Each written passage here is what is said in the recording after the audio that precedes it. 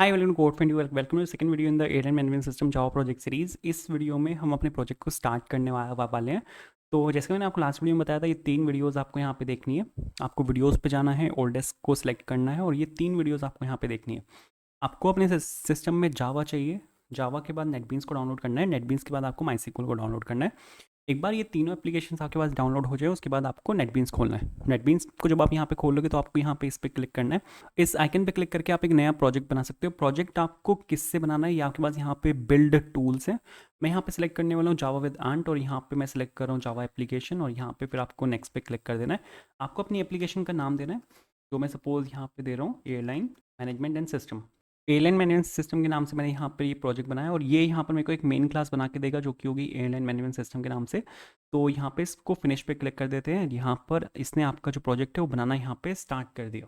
Project हमारा यहाँ पे बनके बिल्कुल रेडी हो चुका है। एंड अगर आप यहाँ पे देखो, मेरे पास यहाँ पे एक फाइल आई है एयरलाइन मैनेजमेंट सिस्टम डॉट जावा के नाम से। इसको अगर मैं यहाँ पे एक्सपेंड करूँ तो मेरे पास यहाँ पे 2 पैकेजेस हैं, एक सोर्स पैकेज के नाम से, एक यहाँ पे लाइब्रेरीज़ के नाम से। लाइब्रेरीज़ के अंदर आप अपनी लाइब्रेरीज़ को इंक्लूड कर सकते हो, वो मैं अभी बताऊँगा कौन कौन कौन सी लाइब्रेरीज़ हैं। सोर्स पैकेज के अंदर मेरे पास यहाँ पे एक पैकेज आया एयरलाइन मैनेजमेंट सिस्टम के नाम से। उसके अंदर मेरे पास एक फाइल है एयरलाइन मैनेजमेंट सिस्टम डॉट जावा के नाम से। इसको आप यहाँ पे डिलीट कर सकते हो, ठीक है।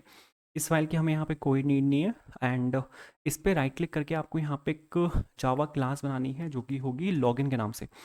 तो लॉगिन और जावा के नाम से सपोज मैंने यहाँ पर एक क्लास बनाई। एंड सबसे पहले अ, अगर आप जावा में कोई भी एक क्लास बनाते हो तो जो क्लास का फर्स्ट नेम होता है वो यहाँ पे कैपिटल होना चाहिए। जो आपकी फाइल का फर्स्ट नेम है वो यहाँ पे कैपिटल होना चाहिए। और जो आपकी क्लास का नेम है, हाँ, ये यहाँ पे जावा में क्लास बनाने का सिंपल सा सिंटेक्स है। पब्लिक पब्लिक यहाँ पे एक्स स्पेसिफायर है, क्लास यहाँ पे क्लास कीवर्ड है to make a class, and ये यहाँ पे क्लास नेम है। क्लास का जो फर्स्ट नेम है वो यहाँ पे क्लास का जो फर्स्ट लेटर है वो यहाँ पे आपका कैपिटल होना चाहिए। या आपका यहाँ पे पैकेज नेम है। पैकेज नेम यहाँ पे ज़रूरी होता है क्योंकि जो आपका यहाँ पे सोर्स पैकेज है, सोर्स पैकेज तक जेवीएम आपका जो फाइल है उसको पिक कर लेगा। तो अगर आपके पास एक फाइल है डायरेक्टली अंडर सोर्स पैकेज तो फिर आपको यहाँ पे पैकेज लिखने की कोई ज़रूरत नहीं है। लेकिन अगर आपके पास सोर्स पैकेज के अंदर कोई फोल्डर है, जैसे मेरे पास यहाँ पे फोल्डर है एयरलाइन मैनेजमेंट सिस्टम के नाम से, तो आपको यहाँ पे बताना पड़ेगा कि हमारी जो फाइल है वो इस फोल्डर के अंदर है। तो जेवीएम को आपको यहाँ पे इन्फॉर्म करना पड़ता है, इसी वजह से आपको यहाँ पे पैकेज लिखना पड़े। अब अगर आपको किसी भी क्लास को रन करना होता है तो रन करने के लिए सबसे पहले तो जेवीएम उस क्लास को रन करता है। जेवीएम को चाहिए होता है मेन फंक्शन। तो अब पब्लिक स्टैटिक वॉइड मेन करके मेरे को यहाँ पे एक फंक्शन बनाना पड़ेगा जो यहाँ पे स्ट्रिंग args आर्ग्यूमेंट्स लेगा। इसके अंदर आप यहाँ पे जो अपनी क्लास है वो उसका एक ऑब्जेक्ट बना सकते हो। तो मैंने यहाँ पे न्यू लॉगिन करके क्लास का एक ऑब्जेक्ट बनाया। ये यहाँ पे अनोनिमस ऑब्जेक्ट है। आप इसको एक वेरिएबल में यहाँ पे आप स्टोर करा सकते हो। तो सपोज मैंने यहाँ पे login is equals to new login लिखा, लेकिन मेरे को यहाँ पे इसकी कोई ज़रूरत नहीं है। इसको हम स्टोर तब कराते हैं जब हमें इस वाले वेरिएबल से कोई काम होता है, बट मेरे को यहाँ पे इस वाले वेरिएबल से कोई काम नहीं है। तो मैं यहाँ पे न्यू लॉगिन लिख के एक अनोनिमस ऑब्जेक्ट बना रहा हूँ।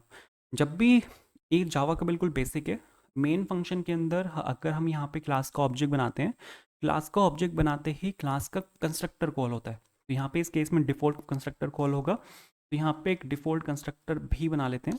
तो यहाँ पे पब्लिक स्पेसिफायर के साथ मैंने यहाँ पर एक पब्लिक कंस्ट्रक्टर बना लिया, ठीक है। अब मेरे को यहाँ पे एक फ्रेम बनाना है। जो आप वहाँ पे लास्ट वीडियो में आप जो स्क्रीन पे देख रहे थे वो एक एप्लेट विंडो थी, वो एक फ्रेम था। वो आपका बनता है with the help of swing. आप वहाँ पे उसके लिए स्विंग का यूज़ कर सकते हो। स्विंग जो आपका आता है वो आता है क्लास में से, ठीक है। आपको कुछ नहीं करना, बस एक क्लास को यहाँ पे आपको एक्सटेंड करना है। तो हम यहाँ पे इनहेरिटेंस का यूज़ कर रहे हैं और मैंने यहाँ पे क्लास को एक्सटेंड कर लिया जो कि यहाँ पे जे फ्रेम।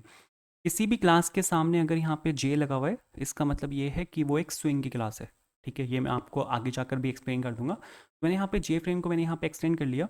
ये एक क्लास है जो आपकी आती है स्विंग पैकेज के अंदर से। तो आपको यहाँ पे उस पैकेज को इंपोर्ट करना पड़ेगा। अब तक आपने शायद जितने पैकेजेस को इंपोर्ट किया होगा वो क्या होगा, जावा डॉट समथिंग में से, जैसे जावा डॉट यूटिल या फिर कुछ भी।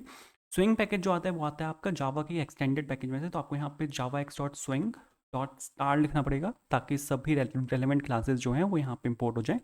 जैसे हमने यहाँ पे ये वाला पैकेज इंपोर्ट किया तो यहाँ पे इसने यहाँ से जो एरर है वो यहाँ से हटा दिया, ठीक है। इसके बाद अब अगर आपको फ्रेम देखना है तो एक फंक्शन का हमें यहाँ पे यूज़ करना पड़ता है जो कि होता है सेट विजिबल ट्रू, ठीक है। लास्ट वीडियो में हमने जो फ्रेम बनाए थे, आप उनको देखना चाहते हो तो बाय डिफ़ॉल्ट क्या होता है कि वो है ना हिडन होते हैं। आप अगर उनको सेट विजिबल ट्रू कर दोगे तो यहाँ पर वो फ्रेम आपको दिखने स्टार्ट हो जाएंगे। तो अब अगर मैं आपको यहाँ पे शिफ्ट F6 करके इसको चला के दिखाऊँ तो आपको एक फ्रेम दिखेगा। आप यहाँ पे देखो, मेरे पास यहाँ पे नीचे एप्लेट विंडो आ चुकी है और ये फ्रेम मेरे पास यहाँ पर आ चुका है। ठीक है, फ्रेम का जो साइज़ है वो काफ़ी छोटा है। अगर आप यहाँ पे देखो, मेरे को इसको यहाँ से खींच के इसको बड़ा करना पड़ेगा। मेरे पास यहाँ पे फ्रेम आ चुका है। तो सिर्फ इतना लिखने से, ये जे फ्रेम क्लास को एक्सटेंड करने से और सेट विजिबल को ट्रू करने से हमें यहाँ पे जो फ्रेम है वो दिखना स्टार्ट हो जाता है। बट अगर आप यहाँ पे देखो, जो फ्रेम का साइज़ है वो काफ़ी छोटा है। यहाँ पे आप देखो, जो फ्रेम का साइज़ है वो है ही नहीं बिल्कुल भी। तो आप जो फ्रेम का साइज़ है उसको सेट कर सकते हो। उसके लिए हमारे पास यहाँ पे एक फंक्शन होता है जो कि सेट साइज फंक्शन। 2 आर्ग्यूमेंट ले लेता है। पहला जो आर्ग्यूमेंट होता है वो लेंथ होता है। लेंथ सपोज मैं यहाँ पे दे रहा हूँ 400, मतलब ये हॉरिजॉन्टल लेंथ। फिर मेरे को वर्टिकल हाइट देनी है। वर्टिकल हाइट में सपोज यहाँ पे दे रहा हूँ 250। तो ये हमारे पास यहाँ पे सेट साइज़ की हेल्प से आप यहाँ पे जो फ्रेम का साइज़ है उसको सेट कर सकते हो। अब अगर आप देखोगे तो ये जो हाइट, ये जो लेंथ है यहाँ पे 400 है और ये जो हाइट है यहाँ पे ये आपकी 250 है।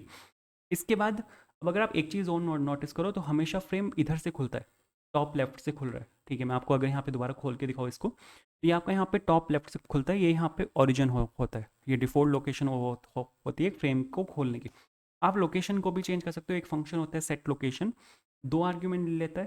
पहला आर्ग्यूमेंट होता है डिस्टेंस फ्रॉम द लेफ्ट, मतलब distance from this, and second argument होता है डिस्टेंस फ्रॉम द टॉप। तो डिस्टेंस फ्रॉम लेफ्ट में यहाँ पे ले रहा हूँ सपोज 600, मतलब यहाँ से 600, और ऊपर से सपोज मैं ले रहा हूँ इसको 250। तो अब जो ये वाली लोकेशन है, फ्रेम आपका हमेशा उस वाली लोकेशन पे खुलेगा। आप यहाँ पे देखो, अब फ्रेम आपका यहाँ पर आया। ये आपका लेफ्ट से 600 है, ऊपर से ये आपका 250 है। अगर आप ये बना रहे हो अपने लैपटॉप में तो लैपटॉप स्क्रीन साइज़ के हिसाब से ये जो आर्ग्यूमेंट है यहाँ पे डिफर कर जाएगा। तो अगर आपका ये यहाँ पे आ रहा है, यहाँ पे आ रहा है, यहाँ पर आ रहा है, या कहीं पर भी आ रहा है, तो आप इसको कम कर सकते हो। 600 से इसको 400 कर दो, इसको 250 से 150 कर दो, ताकि ये आपका सेंटर ऑफ द स्क्रीन में आ जाए। ठीक है, तो ये यहाँ पे कुछ इस तरह से वर्क करता है। अब अगर आप एक चीज़ देखो तो मेरे पास जो यहाँ पे ये फ्रेम का कलर है, डिफ़ॉल्ट कलर होता है ये किसी भी एक फ्रेम का। तो आप इसको चेंज कर सकते हो। ठीक है, सबसे पहले तो आपको पूरा जो फ्रेम है उसको आपको गेट करना पड़ेगा। तो उसके लिए आप कर सकते हो गेट कंटेंट पेन, और यहाँ पे हमारे पास एक फंक्शन होता है जो कि होता है सेट बैकग्राउंड। सेट बैकग्राउंड में आप, एक क्लास चलती है अपने पास, कलर क्लास। ये क्लास जो होती है वो AWT के अंदर होती है। तो यहाँ पे मेरे को AWT पैकेज को भी इंपोर्ट करना पड़ेगा। और कलर के अंदर हमारे पास यहाँ पे कलर होता है जो कि होता है वाइट। तो आप यहाँ पे जो फ्रेम का कलर है उसको आप यहाँ से सेट कर सकते हो। अगर आप कोई RGB में कलर देना चाहते हो तो आप यहाँ पे न्यू कलर करके, और इसके आर्ग्यूमेंट में आप सपोर्ट 12, 24 या फिर कुछ भी आप जो RGB में कलर देना चाहते हो वो आप यहाँ से पास कर सकते हो।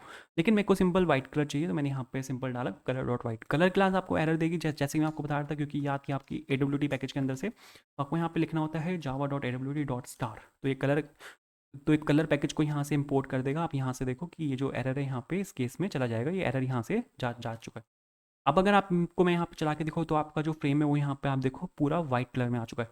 अब अगर आपको फ्रेम के ऊपर कुछ भी लिखना है, ठीक है, कुछ भी अगर आपको टेक्स्ट लिखना है फ्रेम के ऊपर, वो आप लिख सकते हो लेबल की हेल्प से। हमारे पास यहाँ पे एक क्लास होती है जिसको बोला जाता है जे लेबल।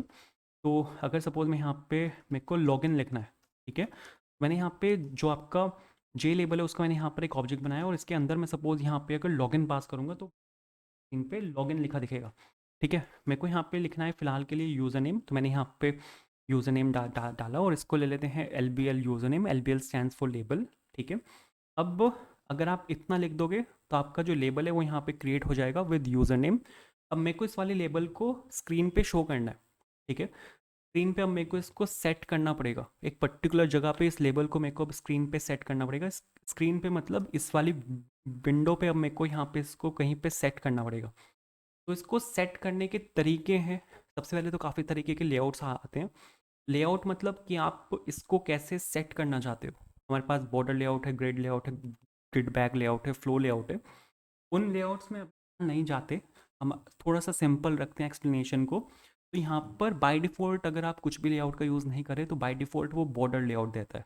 ठीक है, तो मैं यहाँ पे क्या कर रहा हूँ, मैं यहाँ पे अपना लेआउट बनाना चाहता हूँ। तो मैंने यहाँ पे क्या किया, मैंने यहाँ पे सेट लेआउट को नल कर दिया कि जो भी आप डिफ़ॉल्ट लेआउट मेरे को दे रहे हो उसकी मेरे को यहाँ पे ज़रूरत नहीं है। मेरे को यहाँ पे लेआउट को नल कर देना है। जैसे ही आप लेआउट को नल कर दोगे उस केस में आपको फिर खुद से लेआउट बनाना पड़ेगा। मतलब आपको खुद से ये जो एलिमेंट्स हैं उनको स्क्रीन पे सेट करना पड़ेगा। तो उसके लिए एक फंक्शन यूज़ होता है जो कि होता है set bounce. Set bounce function की हेल्प से आप किसी भी एक एलिमेंट को स्क्रीन के ऊपर सेट कर सकते हो। 4 आर्ग्यूमेंट लेता है। 4 आर्ग्यूमेंट, जो फर्स्ट आर्ग्यूमेंट है वो है कि स्क्रीन से आपको लेफ्ट से कहाँ पे दिखाना है। मेरे को लेफ्ट से दिखाना है उसको 20 पे, तो लेफ्ट से 20 पे आ जाए। टॉप से कहाँ पे दिखाना है, टॉप से भी मेरे को 20 पे दिखाना है।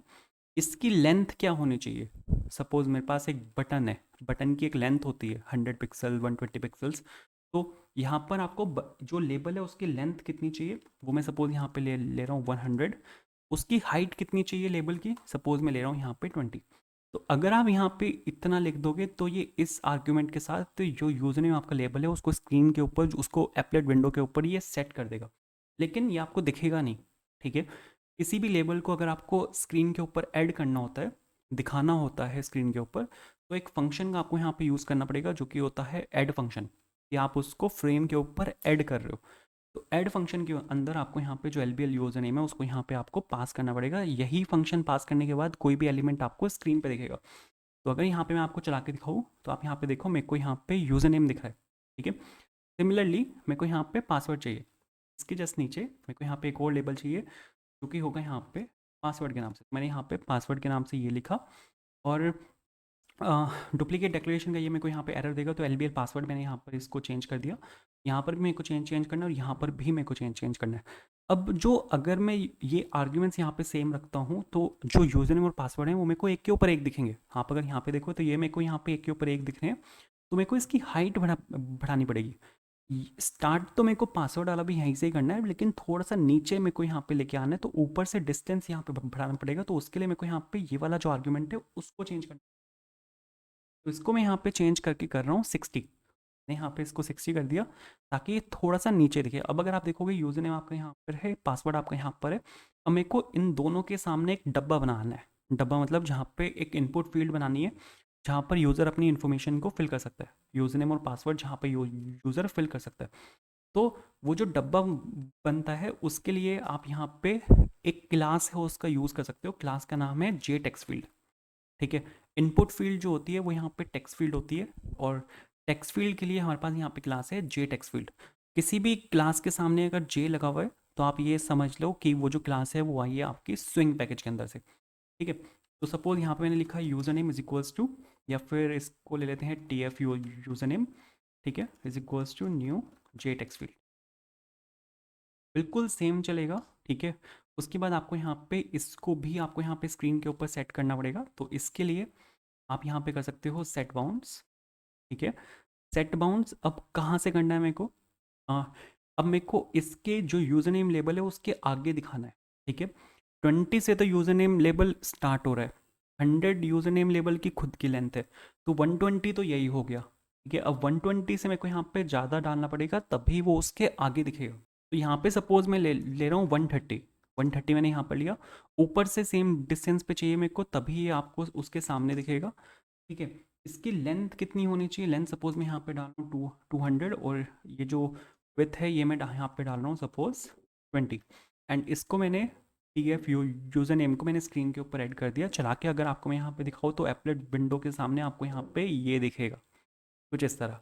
बिल्कुल ठीक है, सेम चीज़ मेरे को यहाँ पे पासवर्ड के लिए भी चाहिए। तो पासवर्ड के लिए यहाँ पे, अब पासवर्ड के लिए ना, अगर आप टेक्स्ट फील्ड बनाओगे पासवर्ड के लिए तो जो भी यूज़र पासवर्ड डालेगा वो स्क्रीन पे विजिबल होगा। तो पासवर्ड की तो टेक्स्ट फील्ड की जगह पासवर्ड के लिए हमारे पास होता है जे पासवर्ड फील्ड। ठीक है, आपको यहाँ पे टेक्स्ट फील्ड की टेक्स्ट आपको यहाँ पे टेक्स्ट फील्ड का ऑब्जेक्ट नहीं बनाना, आपको यहाँ पे बनाना है पासवर्ड फील्ड का ऑब्जेक्ट। ठीक है, तो TF पासवर्ड मैंने यहाँ पर लिखा, इसको यहाँ से कर लेते हैं कॉपी।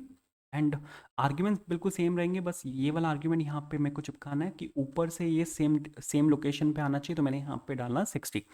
एंड अगर आप यहाँ पे देखोगे तो आपका जो फ्रेम है उसमें जो यूज़र नेम पासवर्ड है वो यहाँ पे बन के बिल्कुल तैयार है।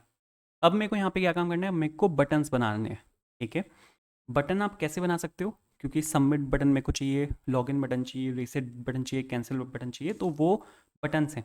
बटन्स के लिए जो क्लास है वो है यहाँ पे जे बटन। जे बटन की हेल्प से आप जो बटन्स हैं वो बना सकते हो। तो 3 बटन चाहिए मेरे को, एक तो रीसेट के नाम से चाहिए, तो इसको ले लेते हैं यहाँ पे जे बटन। एंड आप यहाँ पे इसके आर्ग्यूमेंट में जो भी लिखोगे वो बटन के ऊपर लिखा आएगा। जैसे मैंने यहाँ पे रीसेट लिखा तो वो बटन के ऊपर वहाँ पे रीसेट लिखा आएगा।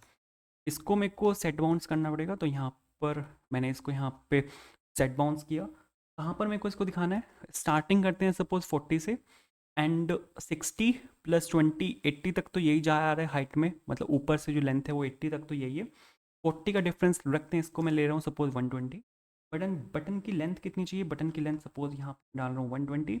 बटन की विड्थ सपोज मैं डाल रहा हूँ 20। एंड अगर आपको मैं यहाँ पे इसको बटन को ऐड करूँ यहाँ पे, तो आप यहाँ पे देखोगे कि ये यहाँ पर आप यहाँ पे देखो, मेरे पास जो बटन है वो यहाँ पर आ चुका है। ठीक है, सिमिलरली 2 बटन्स मेरे को यहाँ पे और चाहिए। तो ये जो बटन होगा वो होगा यहाँ पे सबमिट के नाम से, और ये वाला जो बटन होगा वो होगा यहाँ पे क्लोज के नाम से, जो आपका जो पैनल है उसको यहाँ पे क्लोज कर देगा। तो डुप्लीकेट डिक्लेरेशन का ये मेरे को यहाँ पे एरर दे रहा है, तो यहाँ पे इसको 1 सेकेंड के लिए रिप्लेस कर देते हैं। एंड यहाँ पे सपोज क्लोज लिखा मैंने, क्लोज लिख के यहाँ पर ये डाला, नाइस। अब अगर आप यहाँ पे देखो तो 40 प्लस 120 160 तक तो यही वाला बटन जा रहा है। 30 का गैप रखते हैं, इसको मैंने सपोज स्टार्ट किया हुआ 90 से। उसके बाद ये वाला जो बटन है ये मेरे को थोड़ा सा नीचे चाहिए, तो 40 के डिफरेंस के साथ 160 यहाँ पे सपोज मैंने डाला। और इस वाले बटन को थोड़ा सा आगे से स्टार्ट करते हैं, सपोज 140 में ले ले रहा हूँ यहाँ पे। तो अब अगर आपको मैं यहाँ पे चला के दिखाऊँ तो आपका जो फ्रेम है वो यहाँ पे बन के इस टाइम बिल्कुल रेडी है।